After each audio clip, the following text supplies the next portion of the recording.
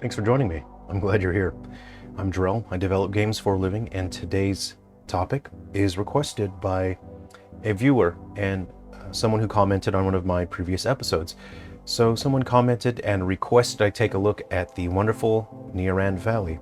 The Kickstarter is currently active. It's got 2 days left, and they asked me to take a look and perform an analysis and share my thoughts on it, so I think I will do that today. I don't know anything about the developer for this. I don't know anything about the game itself, so I'll be taking a look at this for the first time today.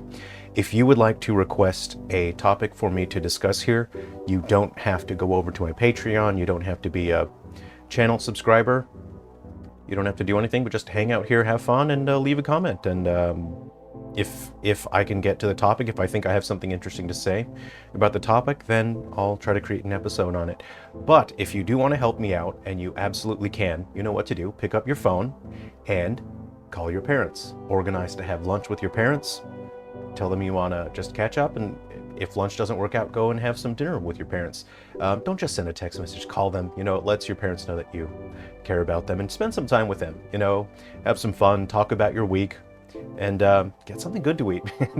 It's an excuse to go and get something nice to eat. You know, find some cool place, go to an old favorite place, doesn't matter. Call your parents, go and hang out with them, have lunch or dinner with them.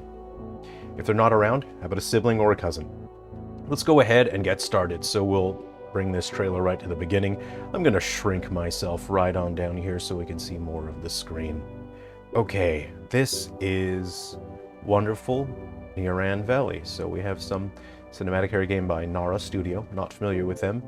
Okay, we have, oh, this is quite nice lighting here. So let's see what we've got here. I very much like the aesthetic that we have going here. Very stylized, and it appears to be style matching hand painted environments with the grass here. They are not photorealistic. They simulate a sense of brushstrokes. I really like that. That's quite pleasant. Let's see, the lighting is quite soft here. I really like the technique they're using for the shadows here. There's a haloing on the edge, so there's a nice warm color gradient as opposed to a harsh shadow. If you see that along the edges of the shadows, that's not something we see quite commonly, but I do really like that. It does add a lot to the overall aesthetic vision here. This nice soft haloing on the edges of the shadows. I do quite like that, you know. This does appear to be actual geometry, the bricks sticking out of the ground as they are casting shadows. There'd be some form of baked ambient occlusion in there. Well, an environment like this, it depends on the size of the scene. Generally, one would not bake a scene that is huge. This is a smaller scene, so you can bake that. But these days, we use a lot of solutions for real-time ambient occlusion, and it's tempting and it's easy to just click a button and have a real-time screen space ambient occlusion. I'm not necessarily seeing that. Otherwise, we would see a sort of a darker, we'd see some dark shading here where the grass borders.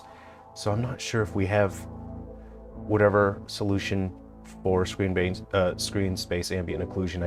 I'm not entirely convinced they have that real time just here. Otherwise, you would see some darkening between the grass and the ground there. Anyway, I like the tasteful use of bloom, not overly strong, but it adds that nice haloing effect between the dark and the light pixels. Very nice. It's a nice use of color temperatures. Here we have the yellow and the turquoise lighting. This visually tells us whatever this is very different from this, just based on color context. And that we see that there's nothing on the other side of this portal. I like this nice effect as well, that we can see another, well, you can see, I think that is this bush here. Yeah, you can see the environment carried through there, but there's a green lighting in there, which is interesting. Okay, now that I've spent way too long analyzing a scene that was there for half a second.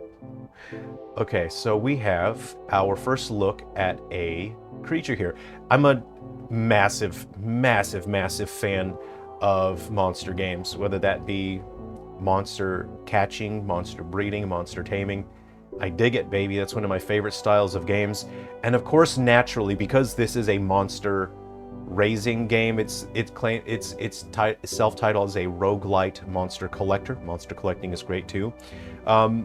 but it's a monster battling game, and of course you cannot escape being compared. People will compare this to obviously the biggest monster catching and monster battling game series that people really enjoy. People are obviously going to compare this. So you can't escape the shadow of that. So I'll just go ahead and put it on the table now. Obviously people are going to compare this to Digimon, which is producing really high quality products.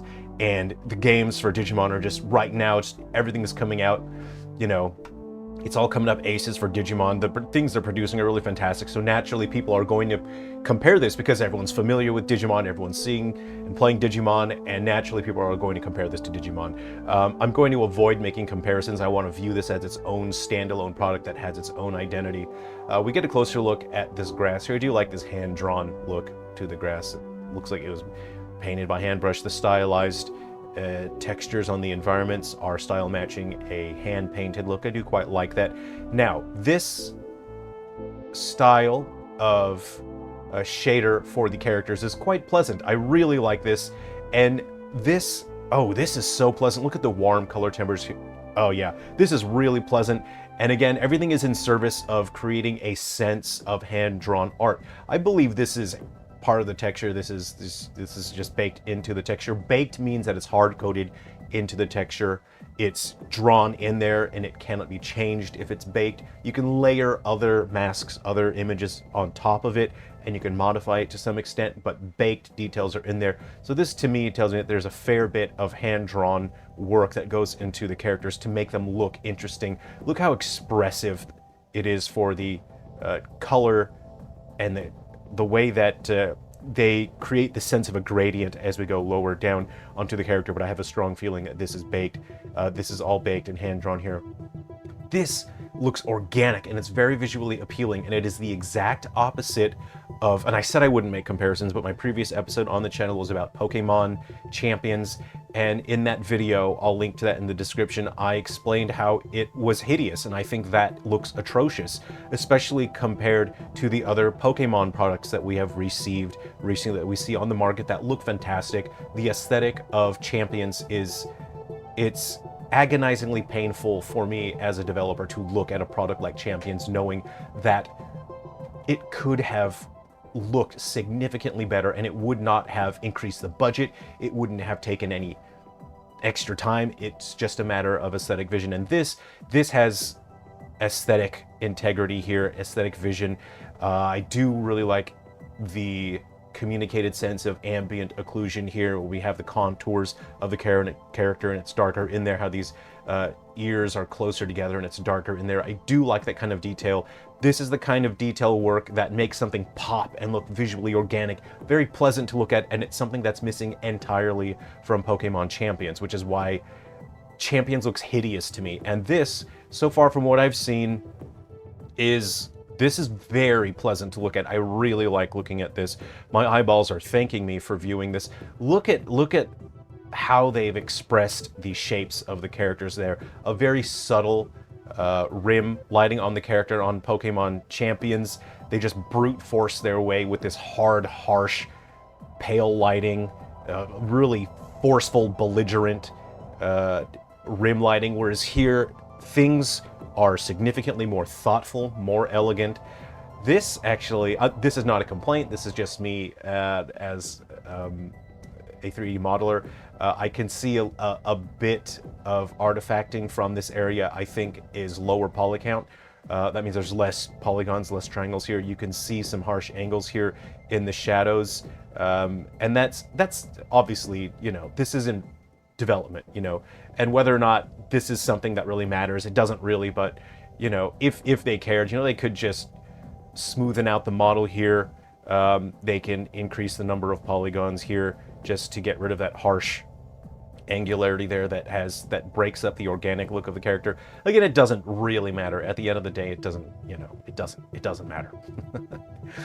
You know, wow, I like these shapes. So whoever's designing the characters and the 3D modeling, I can already relate to their sense of flow when it comes to compositional shape. Oh yeah, look at the curves on the Venus flytrap hands. I like this sort of roundness here, but it sort of squares up at the top and it comes down to this is I really like the flow of the shapes of this character. Here we have the shoulders going up, and then we have the rosebud type protrusion from the shoulder coming up, extending outer more. Look at the flow of the angles here, and they're all very congruous with each other. Spikes on the headpiece here, or the hairpiece. It's all very in theme. It's coherent, and I really am enjoying looking at the compositional shape. Whatever this little cutie is, I like whatever's going on here. Looks like a little cockatoo. He's got the little orange cheeks. Very kawaii desu. Oh, his name is Pero. I can see that here. And this is Noctivora, Chugaloo, and Aurian, and Wakiza. Yeah, I like that. I dig that. Hey, look at this character. Okay. Yeah. Oh, man. Great, great. I like that this protrusion here is a lighter color. It helps it stand out from the rest of the body. I really like the color choices here. We have 2 tones for the green. Actually 3. We have the darker mid-tone and then this lighter one here. Great to have some dynamic there. So there is tonal dynamic. And then we have this nice rose magenta. Look at the shit. This has great compositional flow. I'm just going to say that. Look at this curve right here. This is great. I really like what I'm looking at. And this is Noctivora. Oh, look at the eyelashes. Fantastic. It gives a sense of femininity to the design. The shape here conveys a sense of eyeshadow, how ladies would apply eyeshadow. Look, I don't understand makeup, right? I'm kind of outside of my wheelhouse here a little bit talking about makeup, but from my understanding, women apply eyeshadow. Is that what goes up top? Oh boy, this is very telling. I think I'm revealing myself to know absolutely nothing about makeup. When we have the eyelash, this is a cool design. Now, I really appreciate the asymmetry here as well. So we have flow moving in this direction here. Check that out, and opening up like a rosebud or a flower. And then we have this, which looks utilitarian. It makes the character look strong. Things that are angular and sharp tend to communicate a sense of power and aggressiveness, and that balances out the round shapes of the other side, the femininity of the eyelashes and the eyeshadow. It's balanced. This is, oh, yeah, you know what? This is a great design. I really like this design. Okay. Nice. Nice, nice, nice. I like that. Hey guys, very quickly, I forgot to mention that. I keep forgetting to mention this. My new game is launching this month. I think there's a couple days left until it launches on the Switch. It's out now on Steam, so you can pick that up on Steam. On itch.io, you can grab the native Linux build for free, and it'll be launching on Steam in a couple days. So please feel free to check out The Hero of Destiny Was Killed by the Final Boss. I'm super excited to be able to bring this game to you. It's a game where the Hero of Destiny was killed in the very beginning, and the only characters that are left are the NPCs, so you play as an angry mob. There's more than 50 unique characters that all have unique loadouts, but they're all just pretty useless on their own. So you can build a team of up to 8 characters, and basically, if you planned your team out right, you could basically fill the role of one hero if you've got 8 NPCs. So there's a bunch of different challenge environments, coliseums, there's some small dungeons with puzzles, and you just gotta try and finish the final dungeon with a bunch of level 0 NPCs. Anyway, you can check out my game again. It's on Steam right now, and it's launching on Nintendo Switch in a couple days. Okay, let's get back to a wonderful Neoran Valley. This is Meter. Meh. I assume he's going to evolve into something that's better than meh, like a greater, huh? Because he's meh right now, so I assume he'll turn into a greater or a something. Okay, so oh yeah, these characters can speak. I like that. Ooh, who is this? This is, I like the color scheme here. I like the shapes. I like the overall visual language of this so far. I'm really enjoying. You can see we're using a real-time shader to create those outlines. You can see artifacting. It's hard to control that. Like, say for example, if you zoom in, I'll go ahead and just zoom in here, and then we can take a closer look. This is something that doesn't matter. No one will care about. it doesn't even matter. I don't even know why I'm bringing it up. But this is just, it's something that's a little bit out of our control as developers when it comes to outline shaders, where we have the game generate outlines, but you can see underneath there's a gap between that outline and the sphere because that geometry is between other geometry and the camera, so it's not able to process that outline correctly, whereas this geometry, you can see the outline is solid. You can see some of a gap in the outline there because, again, the geometry is intersecting between one geometry and the camera. And that's just a little artifacting. That happens, you know, and it's so difficult. It's so difficult to manage that and to reduce that. And things like Dragon Ball Sparking Zero, because the exclamation point, I think, is right after Sparking. They manage their outlines so well. That looks fantastic to me. It's fantastic, so I like seeing that. This is a cool design. I like the oh, yeah, doing the ninja thing. I'm moving so fast. Hey, are those 3 elements coming out of that tail? Or what's going on here? I'm just gonna R-wind that a little bit, because it looks like the tails are doing different things. There's something there. There's different things going on. If the tails do different things, I'm all about that. I like that a lot. That's a cool animation. In 2016, I did a game called Animele, and that was so fun animating characters, but I did snakes, foxes, bears, and it's so fun animating tails and things like that, because you can imagine all kinds of flow and all kinds of movement that you normally would not see an animal do. You get to imagine that. That was a hit. Everybody move. I'm all about that. Well, 3 tails should be able to hit all the enemies. Anyway, I imagine these developers had a lot of fun animating this, because I had so much fun animating animals. When I work on my Silver Falls games, I'm not trying to say I don't enjoy working on them, but when I'm creating monsters, the cryptids for my Silver Falls games, I'm in 2 different mindsets. I'm in the mindset of creating a gnarly, cool monster, right? And I don't think about what I have to do in terms of animation. So by the time I finish creating my monsters, they've got all this cool stuff, and then I have to switch over into animating mode, and then I realize, oh crap, I have turned this into a nightmare for myself, because there are so many appendages for me to animate on this creature. So that's the kind of struggle that people who create, who model and animate monsters, that's a unique struggle that we can all share. I'm trying to say it's fun, relatable thing that generally no one would even think about, but when you work on a game, especially like this, it's something that eventually you will reach that point where you go into it thinking, yeah, I'm gonna make the coolest monsters possible. Then you get to animating it and you go, oh man, this is so much work. So let me take a look here. Okay, so I am not... Okay. I'm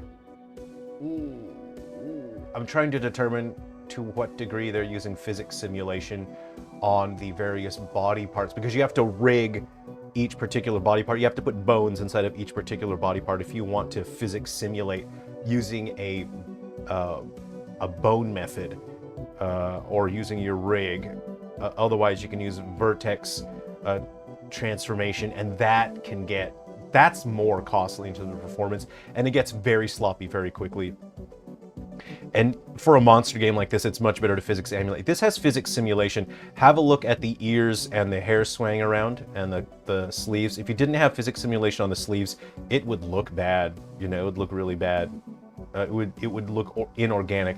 But I'm not necessarily seeing physics simulation on these monsters here. I'm not seeing that, so I'm not sure if they're going to add that later. Again, this is still in development, but I'm not seeing physics simulation on that. I'm currently working on Goo Buddies, and that has physics simulation on every single, because they have to goo, they have to have all sorts of gooey parts, everything has to be gooey, so every single part is physics simulated.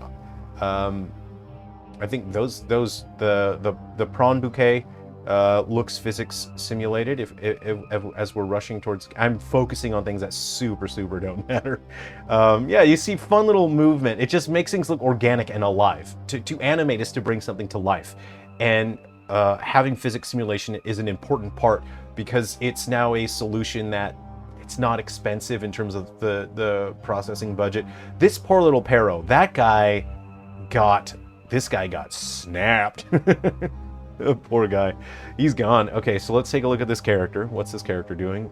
Ooh, yeah, it's pretty dark and edgy here. This character will be appearing on t-shirts at Hot Topic, your nearest Hot Topic.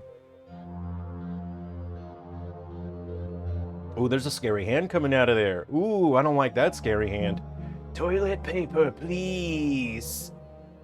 Brings us the toilet paper. Oh, there's a scary monster that came out of there. Cool. It looks like there's going to be a story that has some edge to it. This is neat. Oh no, there's eyeballs there. Oh, that's unpleasant. Yeah! The limited frame animation on those eyes makes it so unsettling. So these developers understand how to make something look uncanny. What a great reveal! 10 out of 10 for this thing. Comes out of the shadows. I think they adjusted the ambient environmental lighting here. Yes, yeah, they did. Look, they turned up that ambient, not the ambient, the environmental lighting there. So it breaks up the character model from the background. Oh, 10 out of 10. Yeah, man, I dig this. This is something that, this has its own identifying personality already.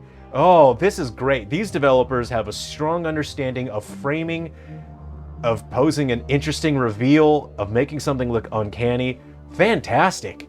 Well done. Very, very well done. See how they're able to break up the character from the background using that lighting just there. The character dips down and you can see that face in the lighting so you can properly see it well for a moment just before it gets in real close, like a jump scare. I like that, how they close in they've got all the corners. I'm blocking one of the eyeballs here, but it's like you're trapped in here. You're trapped in this space. So this looks cool. Very interesting. I like this little fella here. I want to click on him, but I can't click on it. Okay. Anyway, that is wonderful Neoran Valley. I've taken a longer look at this than I realized I was going to. Hope you've enjoyed taking a look at that. I'll put a link to their website and their video and their Kickstarter. This looks so cool. Okay, thanks very much for spending some time with me. See you around. Take care.